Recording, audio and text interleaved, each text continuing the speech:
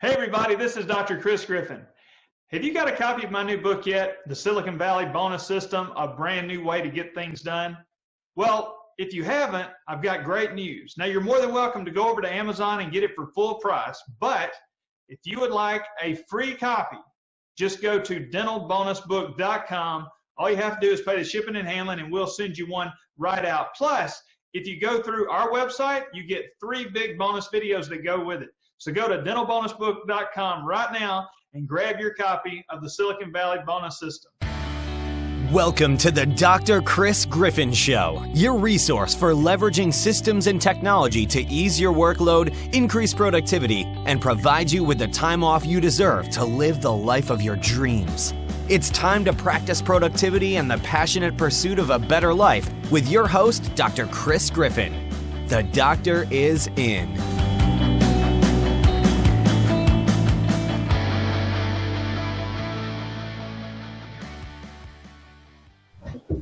Hey everybody, this is Dr. Chris Griffin, and this is the second episode of Season 3, and as you guys know, we've gone to video now, so when I thought about the best looking people that I've on this podcast for the second episode of this season, I thought, you know what, Dr. Erin Elliott and Dr. T-Bone from Raleigh, North Carolina, that's got to be the 2 best looking people I could think of to put on. So, well, you might be right about the first part of it, but I don't know about me. So welcome. Hey, guys, I appreciate it. Erin, thanks for getting up so early out there in Idaho. And T-Bone, thanks for showing up, guys. I really appreciate it. Well, I wouldn't miss it for the world. So I'm looking forward to causing trouble for you and having a good conversation. Well, yeah. Hey, that's good. I just don't make me do a lot of editing because I'm not rated for, what do they call it? Explicit? Explicit, yes, explicit. I don't even know that. This is T-Bone 2.0. I'm trying not to use curse words now. Great, thank you. I really appreciate that. So Erin, hey, you have got a lot of cool stuff going up in Idaho, and T-Bone and I were talking about before you got here about, I'm not anti-big practice like associates and multi-practice, but I'm kind of not that guy. I'm not your guy if that's what you want to do. That's not me. And T-Bone's kind of, he's got some ideas about it. And you've done some cool stuff lately. So where do you stand on this whole issue of associates versus non-associates? Oh, well, I'm totally for associates. I do have a bigger practice here. There's definitely no motivation for me to go open another one. But what I have done recently is cut down to 3 days a week, and so as my partner, and brought in an associate, so we always have 2 doctors here. We did have to kiss a few frogs to find our prince, or princess in this case, because we did find an associate that will be my future partner as my business partner retires. So I absolutely love it. T-Bone and I do get into some discussions about other efficiencies, but we can table that for now. Chris, it's good to see you again. I don't think I've seen you since, the first time I ever spoke in front of any audience was at your conference. How long ago was that now? 2013, Erin. Wow. And so I have used that to my advantage since that day. So like when that's in my intro, when I speak at conferences now, that's like, and at the last sentence, and he launched the career of.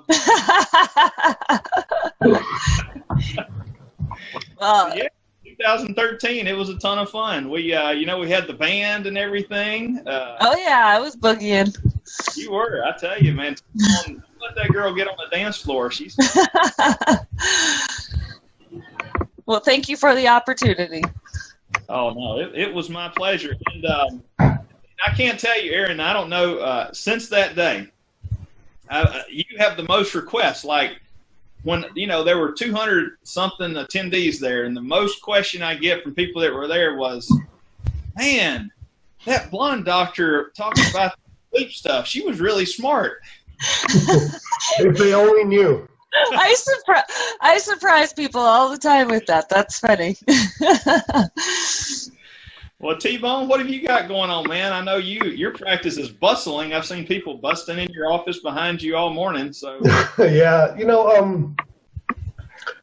my practice today is probably a polar opposite from where it was 5-6 years ago, and I'm very proud of that. And probably 5-6 years ago, I was probably in your mindset, Chris, in the mindset of I want to be by myself. I wanted to, kind of control things.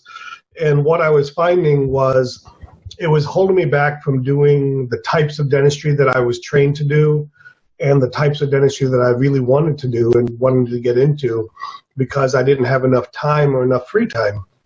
And I started this journey of going down the road of associate, and I've massively struggled and failed at it. It took me 4 or 5 before I finally got the right one. And that's like going on dates. You're going to go on, you may get lucky and go on a date the first time and find the person of your dreams. But more than likely, many of us and most of us have gone on dates, and they've turned out to be not so good for us. And I finally reached a point where we're doing good. I mean, I had gotten to a point where I was like, if this doesn't work, I'm going to go back to doing it the way I was doing it. And I'm so glad it worked out for me that we were able to find somebody that really fits our culture, because it's dramatically transformed what I'm doing. And I'd love to go into it with you about those things. And I think Erin is a good case in point of that. While she does talk about having a bigger practice, at the end of the day, maybe a year and a half ago, she was 2 solo practices, this a partnership. And then now I'm trying to help her move towards achieving some of her goals that she wants. And I think a lot of those things are done by having an associate in your practice. And I think it's important. I think as a profession, if we really want to fight DSOs, we're going to have more private practice dentists have associates, because otherwise there's got to be a place for the 5,000 graduating dentists every year to go work. So, otherwise they're going to, as it stands, 60 to 65% of them go work for DSOs today. And if there's less and less jobs out there, and or dentists aren't really prepared to bring on associates, it's only going to make that number larger and larger, which could be a good thing or a bad thing. It depends on which side of the table you're on.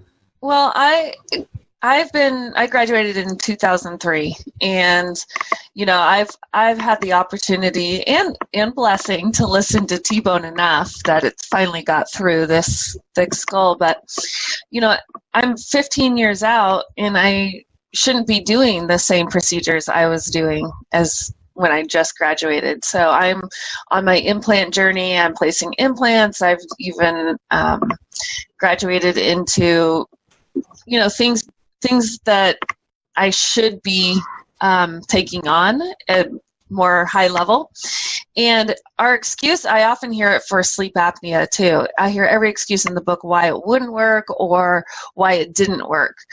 And a lot of that is no time. And that's because you're filling your time with, pun intended, a lot of fillings and things that are keeping you busy, and things that your practice needs to do. But I was sitting chairside and not developing my team and not educating myself. So having Dr. Harness here has not only allowed me to bring on more procedures, but it's also given me freedom to do the travel and things like that I know my practice is getting taken care of. It's not all on me. And that's been one of the biggest blessings. Well, so it's interesting. It seems to me like, I don't know, what percentage would you guys say of people have moved into the bigger, like doctor and associate now? Because like me and my core group of friends from dental school from 1998, say there's 10 of us, and none of us have an associate. I guess that's odd. It's interesting you say that, Chris, because I'm a 99 graduate from dental school, and I consider us, our generation, which would be basically from 95 to about 2005, I consider us the endangered species in dentistry. We really have to probably change our games. Now, it's hard for me to say this to you, Chris, because you've changed your game and you have multiple streams of revenue coming in and you diversified your personal life and professional life. But for the vast majority of dentists out there, their income is solely based on their practice. And I always try to explain this to people.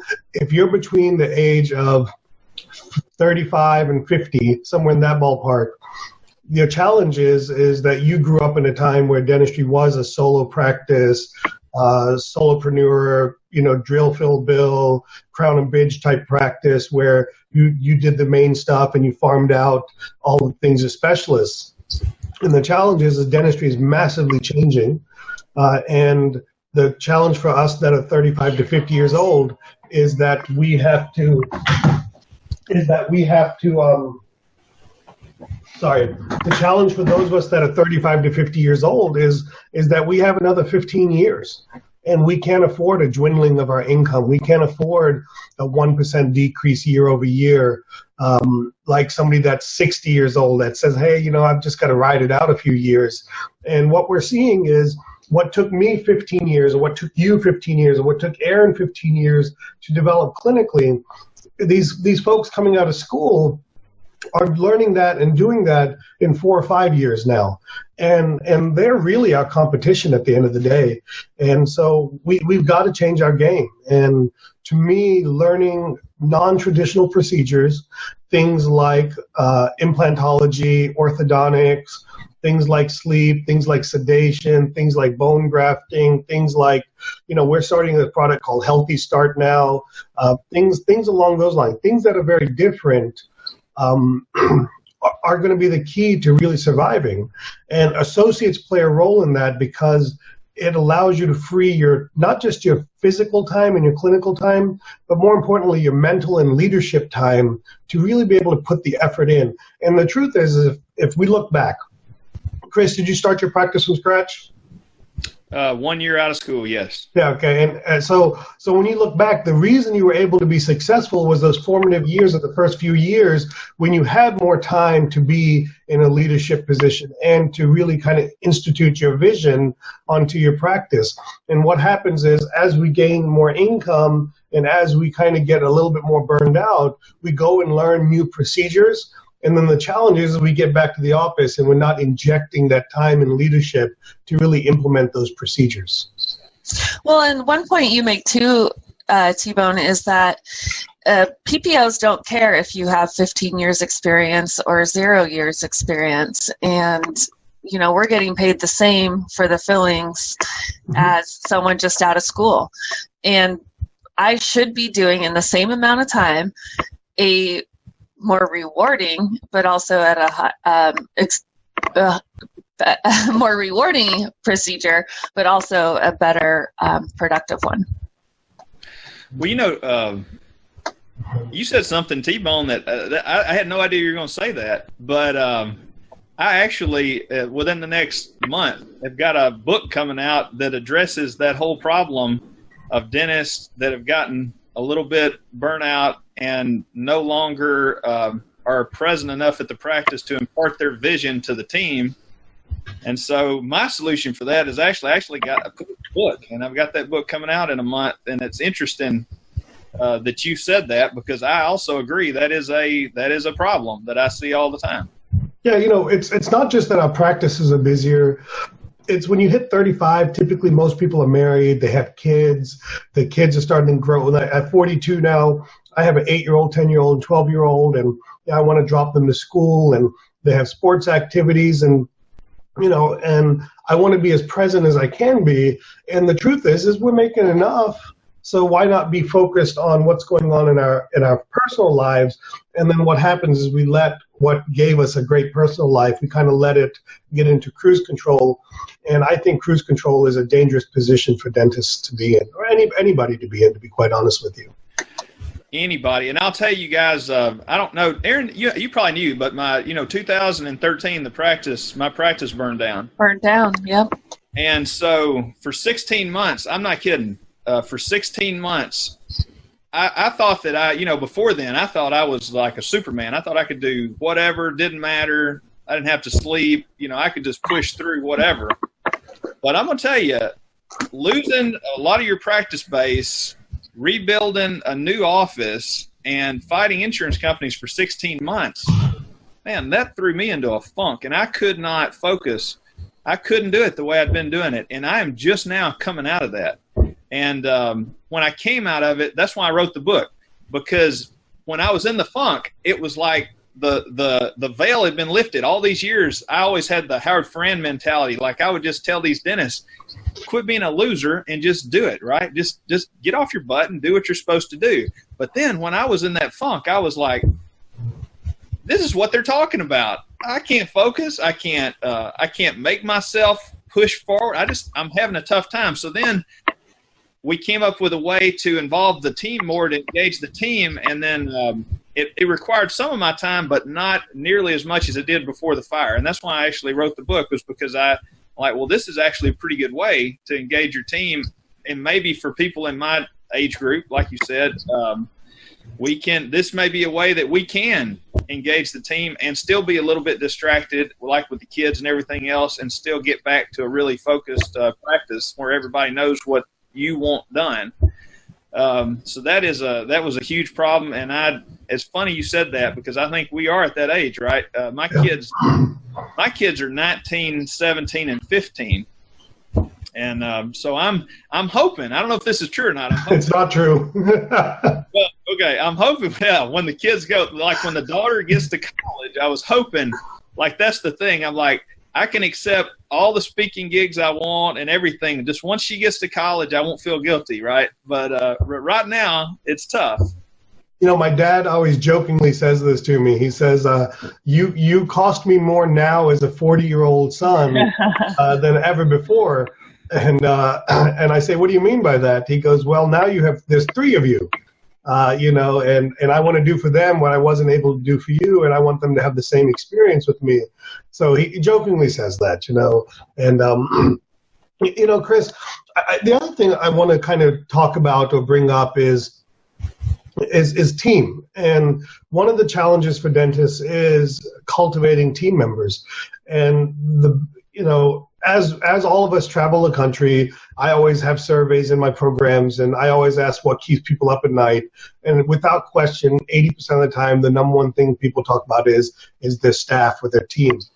And part of that solution is if you're like every other practice, and that you provide the same services that every other practice provides, there's really no opportunity for team members to grow within your organization. And to me, that's another reason to start diversifying your practice by providing procedures like sleep, ortho, implantology, healthy start, all these other things that are out there. Whatever floats soft tissue surgery, whatever floats each other's boats, is because then it's a new thing for your team members to learn. And it's something for them to say, hey, as I add this skill, I can earn more and I can be more involved. I can feel a level of proudness to be part of something different than, sitting around sucking spit all day, or being a hygienist just cleaning teeth all day long, or being a front office person and really just talking about the standard treatment plans of single tooth crowns and root canals and things like that.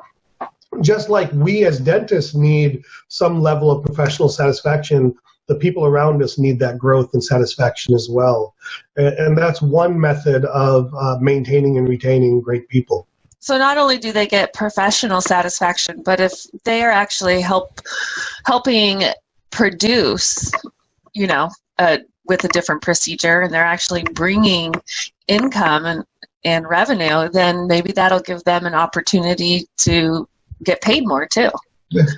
For example, my assistant was, she said, I think I'm going to hit my goal for the year, and my assistant is going to produce $300,000 for our practice in sleep appliances this year.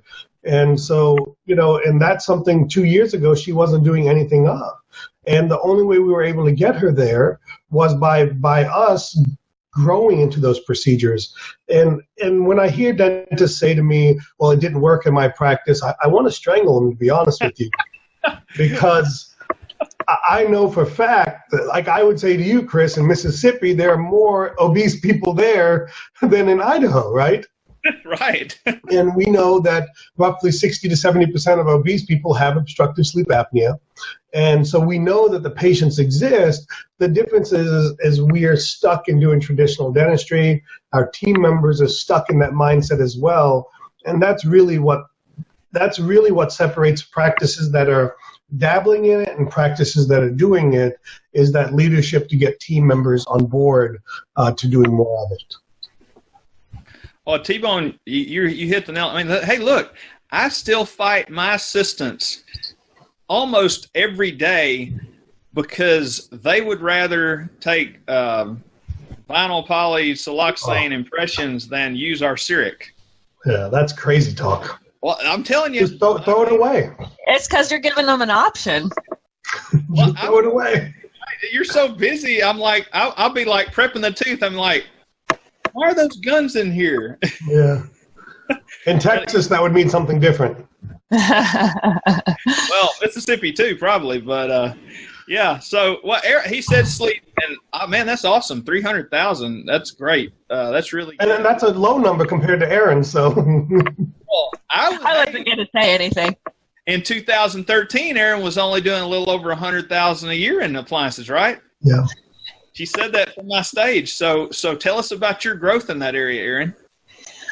Well, a lot of it was taking on, medical insurance, but there's a few things I did, but one of the most important things is completely freeing up an assistant, and that's her one and only job.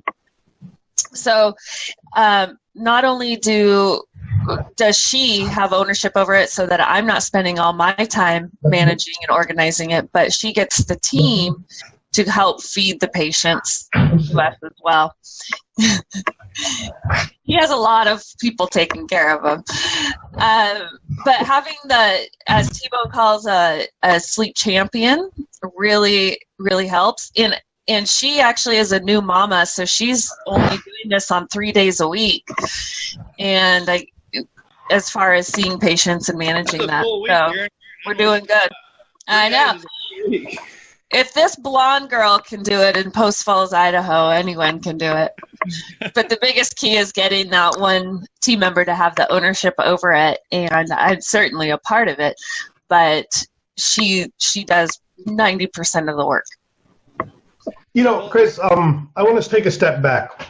Okay. And look, we all sell something, okay? Whether it's dentistry in our practices, whether it's courses that we want to help dentists with, whether it's online training, whether it's remote training, whether it's books, whatever it is, we all sell something. What I try to get people to understand is you have to know why you're taking something and what pain you're having that takes you down this path.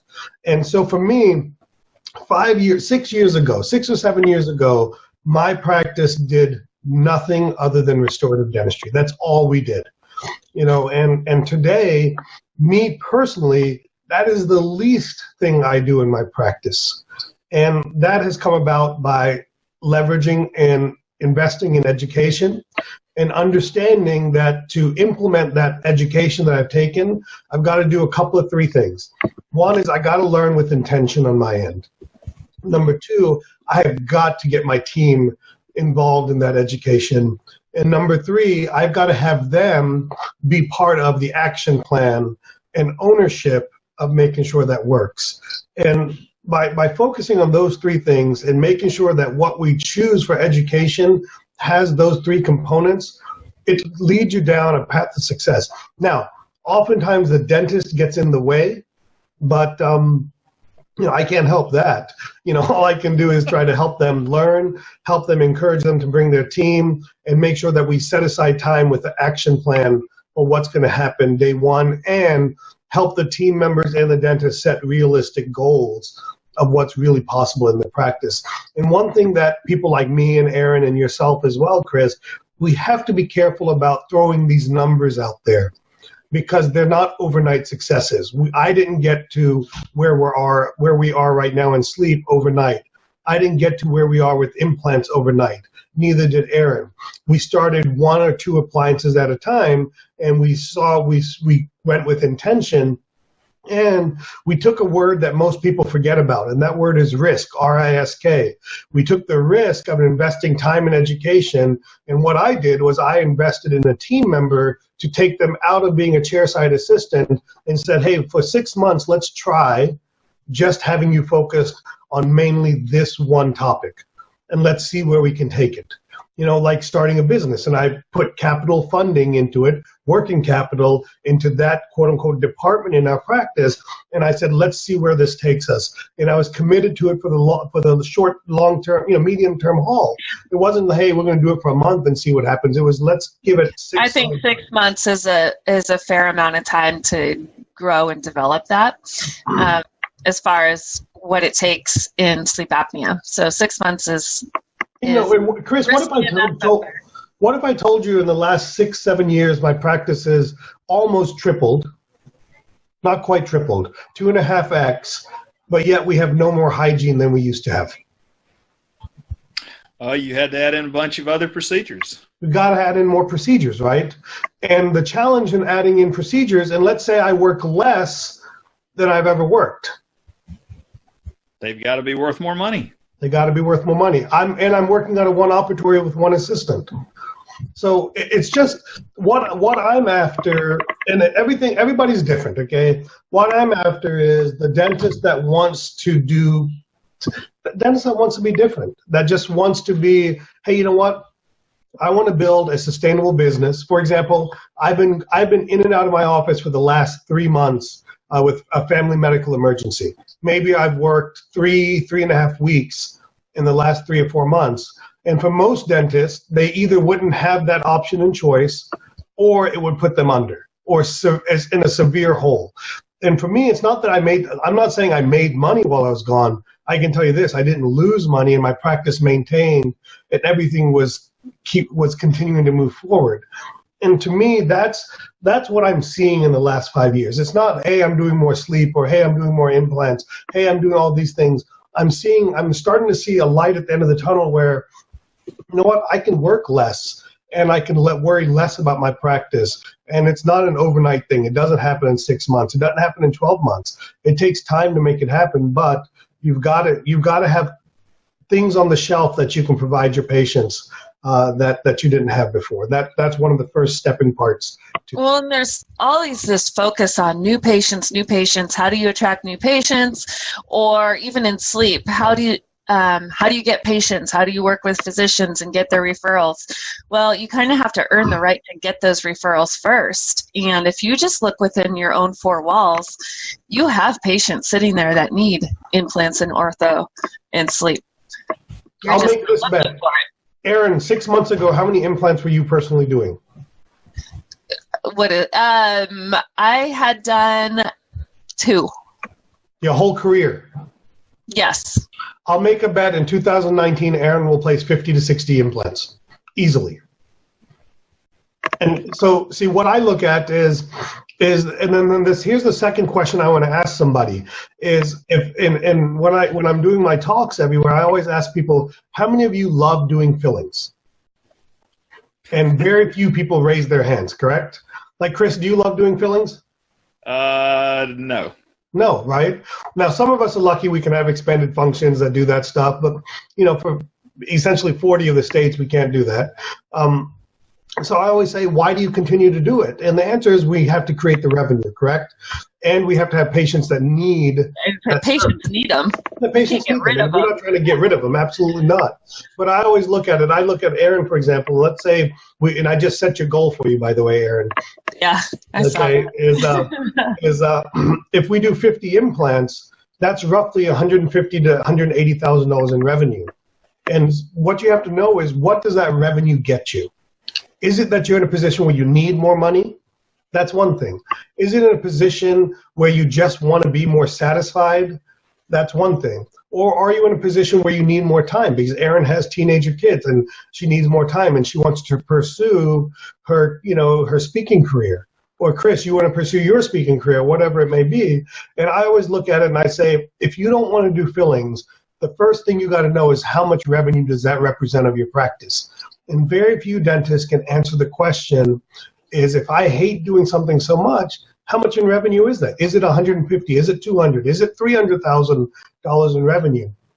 And the first step to getting rid of any procedure you don't like is knowing the revenue amount and then finding something to replace that revenue in your practice. Because at the end of the day, we all have to produce to sustain our lives and sustain our lifestyle. So for me, when Erin says, when I say 50 implants for her, that's probably, quite frankly, 1,000 fillings she doesn't have to do next year. Well, I'm all right for that. Now, of course, Erin hit the nail on the head too. I mean, like for me, the way I get through the day of doing a bunch of fillings is I just know I like these patients. I don't want them to go somewhere else, and I don't have an associate, so I've just kind of got to suck it up and do that, and so that I can do the ortho and the implants and the appliances. Yeah, but Chris, you're an outlier to a certain degree, right? You're like a superstar. You're unbelievably efficient. You're unbelievably business-minded. You're unbelievably all those things. Many dentists aren't these things, and if they are, they use that as an excuse of not being able to accomplish these things. I'm no Chris Griffin. Mm-hmm. I'm pretty sure nobody says that, but a bunch of dentists. It is peculiar. Would you believe that there are dentists that would pay me what I would say a handsome sum of money to give them a plan, and you touch base with them in 30 days, and they've done nothing. They've done nothing. What's the deal with that? Can you guys answer that for me? Because that is one of my big struggles. I hate that. I mean, I just want to yell at them, but you can't yell at them.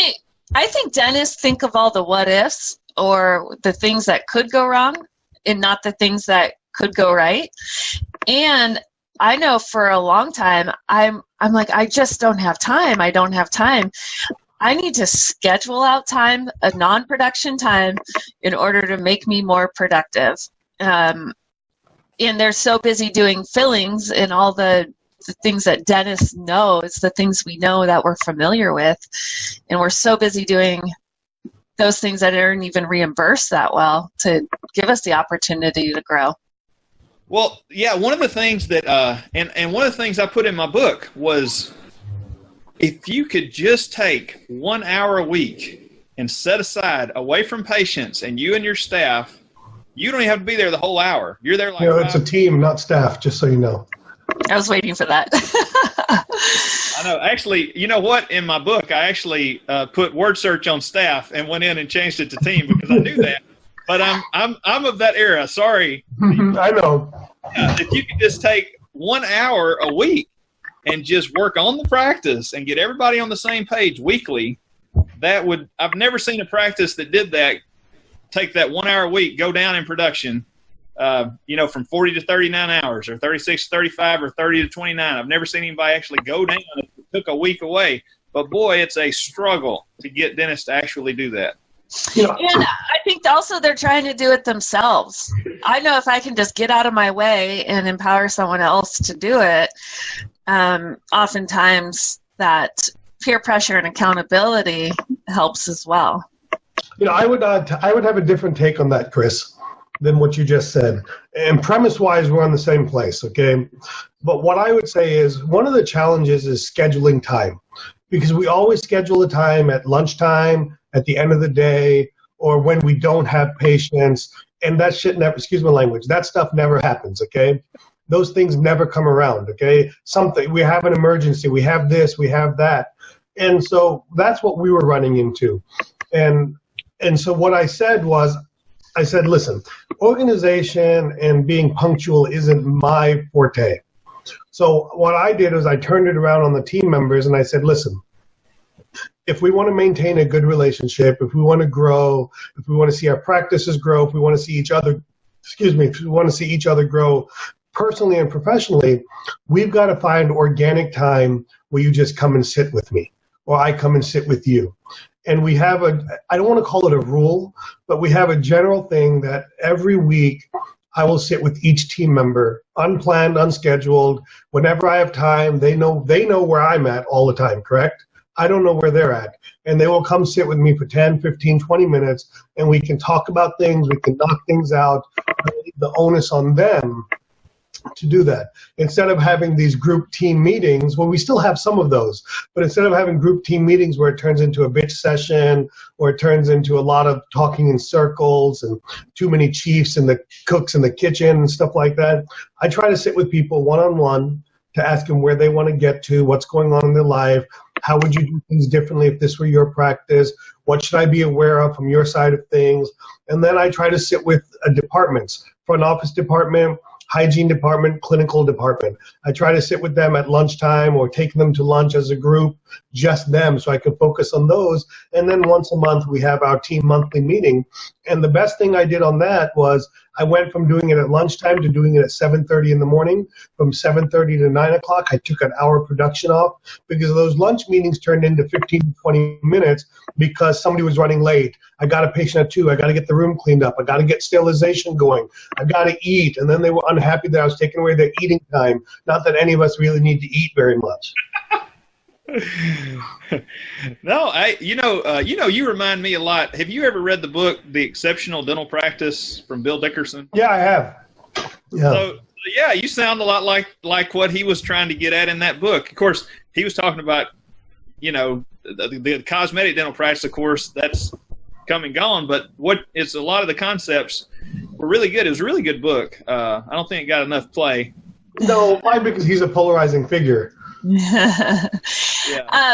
Chris, I was also thinking that, when I hear excuses as to why they can't bring in an associate, I've seen it when T-Bone speaks. Like they said, well, I don't have space. I don't have room.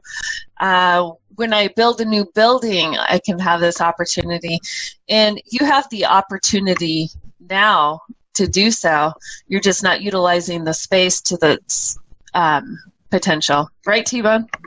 You're right. I mean, listen, most of us are open 32 hours a week, and there's the equivalent of roughly 80 to 90 hours of reasonable open times per week. So we're really only utilizing our facility 40% of the time. And so I don't think any of us need offices that are bigger than, most of us don't need offices that are bigger than 6 or 7 operatories. We can run 2 or 3 dentists out of that. We can run a great business where everybody does the type of dentistry that they want. And, another thing I wanted to touch on, and this was a fear I had. I mean, this was a major fear for me. I started and built my practice for it to be about my personality.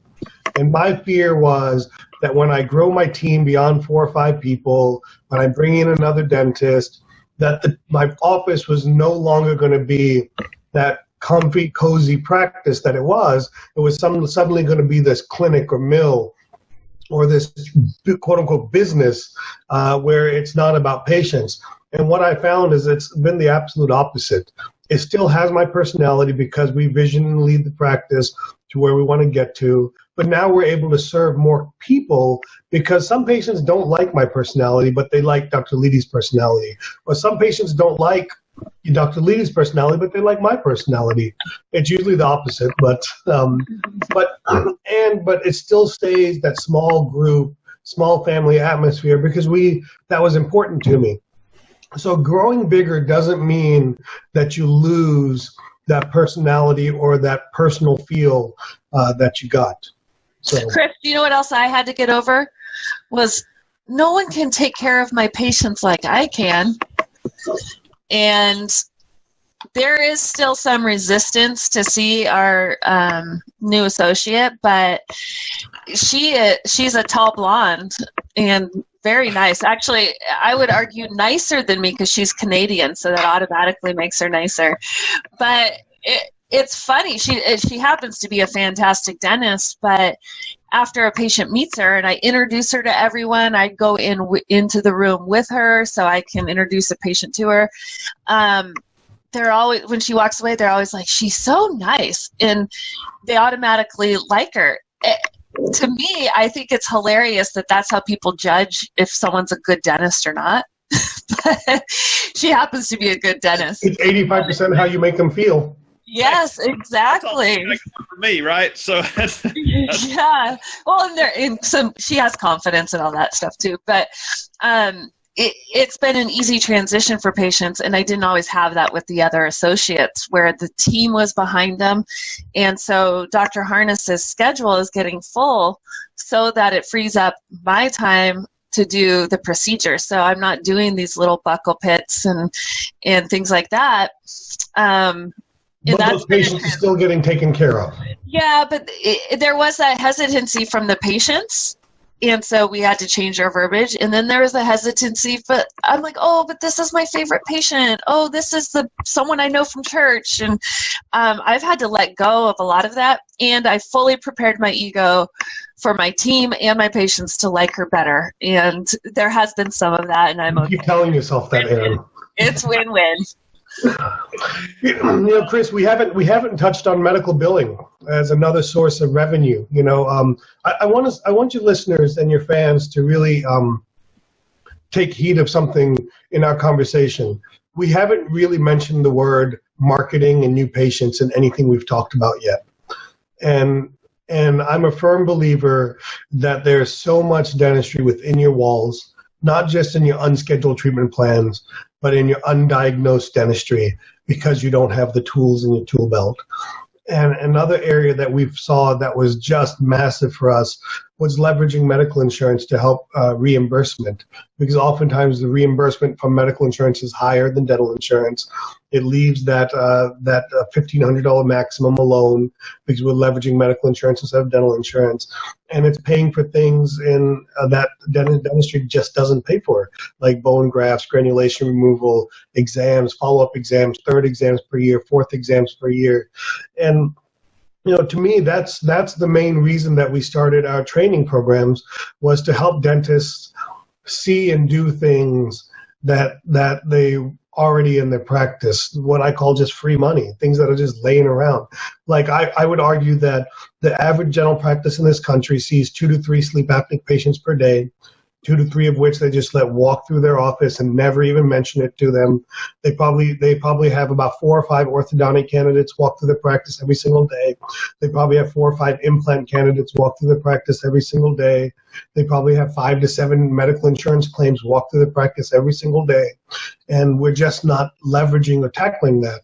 And that's really what a lot of our training programs are, is about tackling that. And more importantly, it's about leveraging our team members to tackle all of these things. And technology, we to go through this conversation and not mention how important technology is in achieving this would be wrong of us. Technology, I make this statement all the time. Technology should not cost any money. Technology should always easily pay for itself. You have to make the capital outlay and the risk, but it should always easily pay for itself. Just in the better dentistry you do, in the efficiencies that it creates and be able to do dentistry faster, and in the ability to diagnose and do dentistry you weren't doing before. It really, and in how it leverages your team members to grow. Technology is massively important in our practice.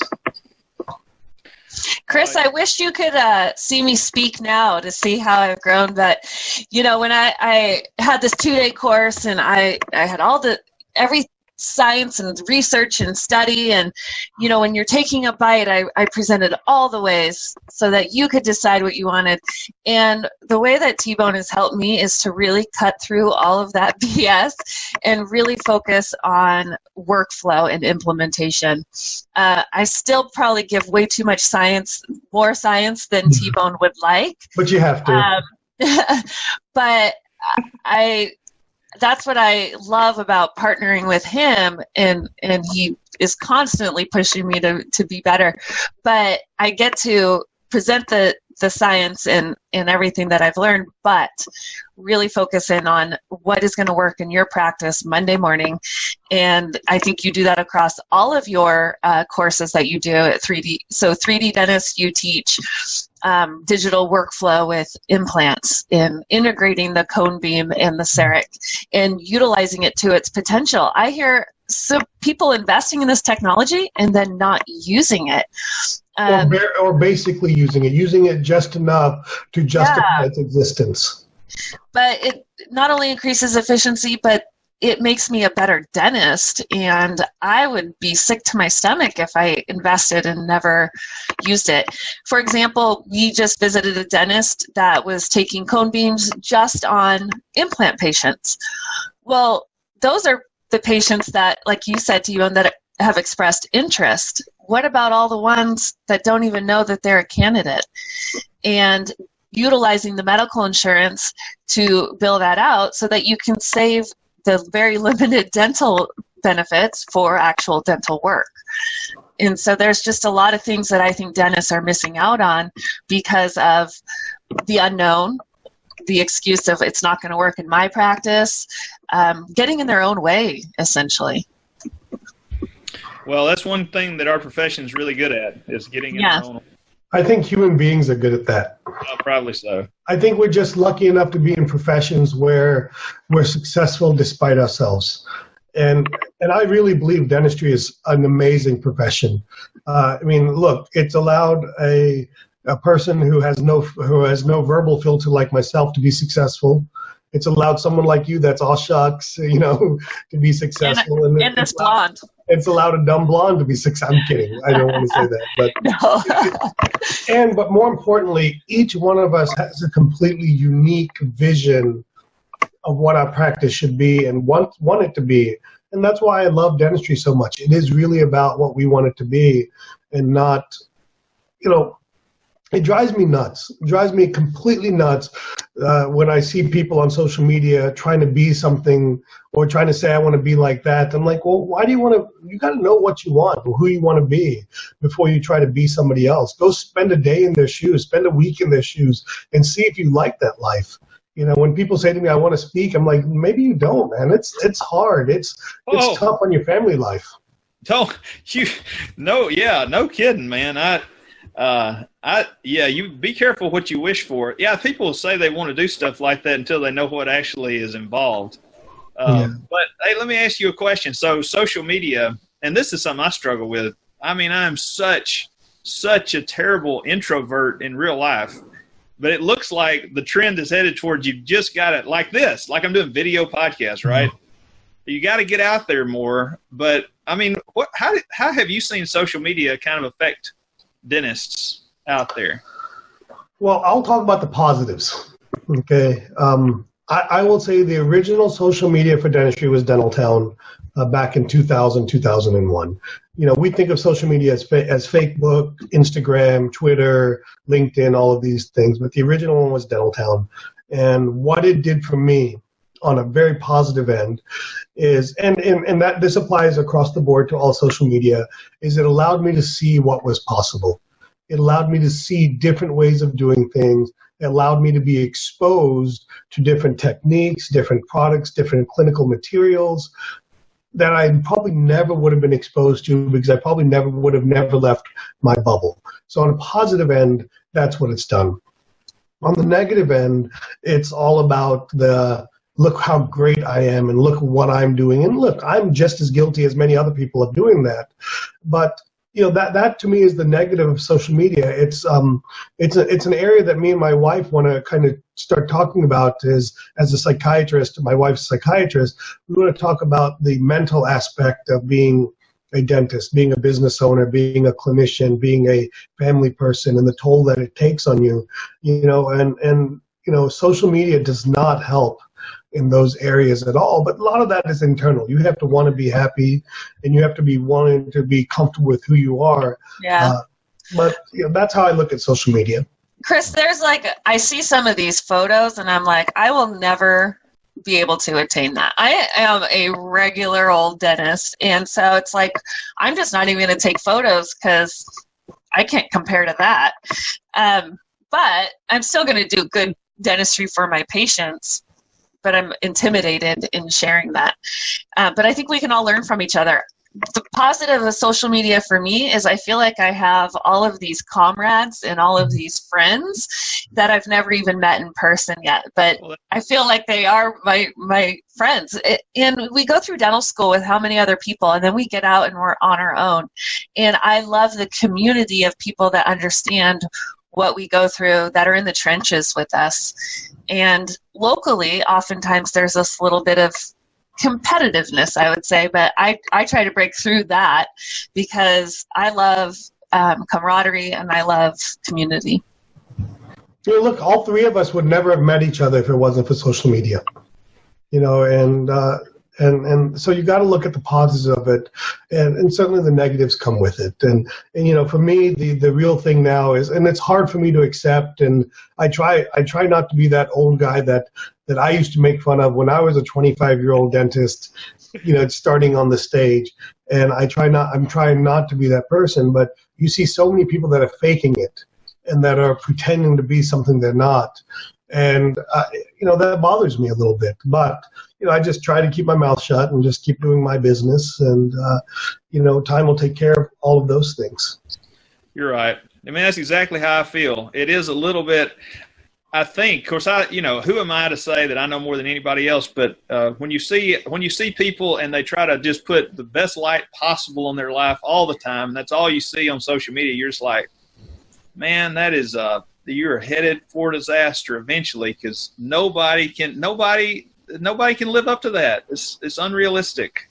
So, but you guys keep it real about as well as anybody. Well, thank you. You know, my kids and my wife make me do that. That's the truth.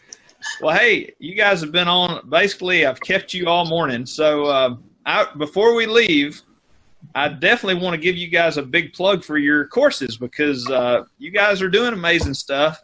Listen, after the fire, I kind of quit doing big courses. So I'm all for people that do it, because I know how much work it is. That's a lot of work. It's a lot of work. So, well, you know, I was new to this whole CE thing, and my first course I ever did with T-Bone, I met him on a Thursday afternoon in real life, and then he flew to New Jersey and left me the first day all by myself with this full course. So I didn't really know what I was walking into. But saying that, he has this training facility up above his office, and it's pretty nice, but the experience, we usually get to go to his house for dinner and you interact on this human level. It really is about community. You know, of course, education is foremost, but I just love the experience every single time. And I know he does that for all of his courses across the board. We have taken our course on the road too. We're headed to the West Coast here, and we still get that more intimate community type feel. But the most, like I said, the biggest thing I can say about T-Bone is the practical, implementable focus that he has, which is unlike any other courses I've been to. You know, thank you, Erin. The thing I'm most proud of, Chris, is that at the end of the day, I should be doing the least amount of teaching at my classes. It should be people like Erin, like Sully, like Hutan, like John, doing a lot of the teaching. But beyond them, to me, the most important instructors in our classes are my team members. Every class we do has team members there that interact with the doctors, that interact with the team members, that really take them downstairs and show them, this is what we're doing in real life. This is how we're going. These are the struggles that we have. These are the struggles that we're going through. And to be able to see a real office and go through the office, pick through the drawers, see what materials we're really using, you know, all of those things, to me, it's an open book. You know, I'm confident in what we're doing is to be pretty good and pretty right. But I'm also confident enough to know that we can learn along the way. And so if dentists are cone beam and CEREC owners, we provide wonderful CEREC training. We provide wonderful cone beam training. I would argue that our cone beam and CEREC training is some of the best in the country. For doctors that aren't owners and that want to learn sleep apnea, we have Erin and myself doing training programs. For people that want to learn medical billing, whether they have technology or don't have technology, for people that we have medical billing training, for people that want to learn sedation and provide safe oral sedation for their patients, we have that training. You know, ultimately, the training program it's really what we do in the practice. It's nothing more. It's the growth pattern we've seen in the office, what's allowed us to grow in our practice, and that's what we're just bringing to a practical, real-life flow. So if anybody wants to learn information about it, they can visit 3D-dentists.com. You can find me and Erin and our other instructors on all over Facebook, all over Instagram. More recently, I'm on there, and on LinkedIn as well. And then, of course, we have our podcast, T-Bone Speaks, and we have our Wednesday mornings where me and Erin kind of goof off in our cars, 4:30 in the morning for her, 7:30 in the morning for me, every Wednesday. And I think the biggest thing too, Chris, that I'd like to point out and leave you with this is T-Bone doesn't have to. We don't have to sell anything. The sleep course that we do, we're supposed to get away from calling it Sleep 101, sleep apnea implementation. You don't need to own one piece of technology. I treated sleep apnea for 8 years before I got a cone beam. And I got cone beam for all my other general dentistry stuff. So you don't need to own cone beam. Bring a team member is the biggest thing I can tell you. Don't come if you don't bring a team member, basically. And you're not going to be sold a bag of goods. We have no skin in the game except to make you as successful as you can be. Well, okay. I'll take your word for it. I like Sleep 101 okay, T-Bone. You don't like that name? I do like it too. It's just some people feel that they're beyond 101 because they watched a YouTube video. Well, and people that have taken a course think that they need something more advanced, but really what they need is the practical workflow that we can provide to the team members as well. Even if they know it all, it is an awesome place to start. The Sleep CE, go ahead. I was going to say, I would come to your course if you called it Sleep Pre-K. Yeah, pre-K, exactly. It's interesting on the sleep side of things. That's new to me for the last 2 or 3 years from an education side of things. I have never seen this in any other field where there's so much education out there, and the education only dissuades you from providing the service because they make it complicated. They tell you all the things that are going to go wrong, and they tell you how much trouble you'll get in if you don't do it the quote-unquote the right way. And then when you ask people what the right way is, no one can tell you what is the right way. Or if someone tells you the right way, one person says this and another person says that, and it just makes you throw up your hands and say, I'll just continue to do what I've been doing. And which is nothing. Which is nothing, right? And so for us, that was the number one thing with sleep was I wanted to show people how we went from zero to doing what we're doing today. And in a span of essentially 3 years is where we've gotten there. And so, yeah, that's our goal. Well, more power to you, my man. You are doing a heck of a good job. Thank you, Chris. You're doing great, too. I don't know how you get anywhere without flying, though, but that's a different story. It is a tricky deal. It just gives me – I'm like John Madden. Only the kids listening don't even know who that is, but I'm the John Madden of our – Oh, they all know John Madden football. Yeah. Oh, that's right. From video games. They don't know he took the bus everywhere. But all right, so we'll wrap this thing up. We could talk all day, but you guys are awesome. 3D-dentist.com. 3D-dentist.com. Go sign up. Heck, guys, 2019, I might even try to – You should come up. Come up as our guest, Chris. We'd love to have you. All right. It's not that bad of a drive for you. That's right. We'll drug you and fly you up here. Oh, we'll see. Thank you, guys. We'll see you next time. Take care, Chris. All right.